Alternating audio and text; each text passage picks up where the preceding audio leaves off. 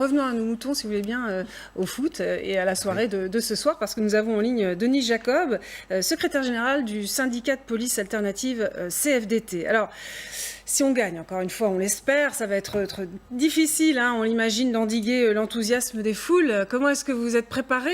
On a vu que la préfecture de police vous a donné quelques directives. Bonjour, oui effectivement, comme à chaque événement national, nous allons assurer notre mission comme elle doit l'être, avec les moyens nécessaires. Donc c'est un événement important pour notre pays, ça on l'a tous bien compris, qu'on soit fan ou pas de foot. Nous, ce qui nous pose un problème aujourd'hui, et je le dis sans détour, c'est de servir de variable d'ajustement selon le type d'événement. Et on y perd son latin. Alors un coup, il faut faire preuve de fermeté, un coup, il faut faire d'un peu plus de mansuétude, les gens ne vont plus s'y retrouver, un coup, on va les verbaliser, après, on les verbalise plus. Bref, est-ce qu'il n'aurait pas mieux valu attendre que la campagne de vaccination soit encore plus avancée avant de lâcher la bride, plutôt que de compter sur les forces de sécurité pour ajuster le discours gouvernemental dans le contrôle de cette situation sanitaire. Donc ça commence à devenir vraiment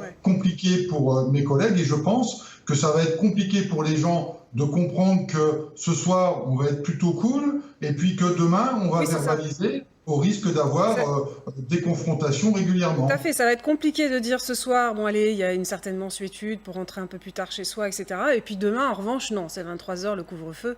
C'est ça que vous dites. Ouais. C'est tout à fait ça. Alors depuis le début de cette pandémie, on dit que les contrôles policiers sont assez rares, hein. Est-ce que clairement, vous pensiez que vous aviez d'autres choses à faire que contrôler les citoyens?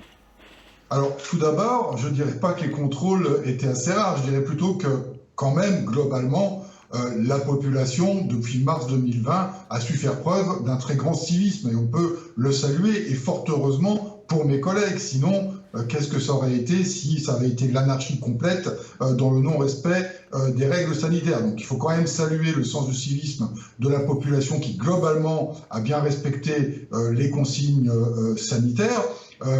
Mais effectivement, c'est une mission de plus qui s'ajoute à toutes les autres missions que nous devons assurer.